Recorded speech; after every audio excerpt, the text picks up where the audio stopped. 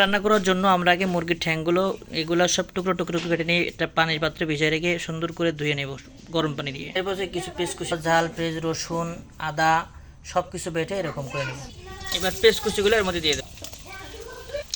পেঁয়াজ যখন বাদামি কালার চলে আসবে তখন দিয়ে দেবো আদা বাটা, দেবো 1 চা চামচ পরিমাণ গরম মশলা বাটা, দিয়ে দেবো ঝাল বাটা, মশলা বাটা, দিয়ে দেবো হলো ঝাল বাটা। এবার মশলাগুলো সুন্দর করে কষাই নেব।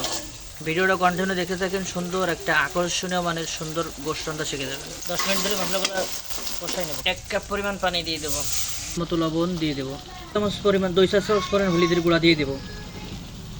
এই 5 মিনিটের মতন নেড়ে ছেড়ে দেবো। এবার গোশের টুকরাগুলো দিয়ে দেবো, হালকা কিছু সময় নাড়ে ছেড়ে কষাই নেব। আলুর টুকরাগুলো দিয়ে দেবো, এবার একটু নাড়িয়ে ছড়িয়ে দেবো। কিছু সময় কষানোর পর পরিমাণ মতো পানি দিয়ে দেবো। 20 মিনিট জ্বালালে পরিবেশন হয়ে যাবে সুন্দর সুস্বাদু রান্না।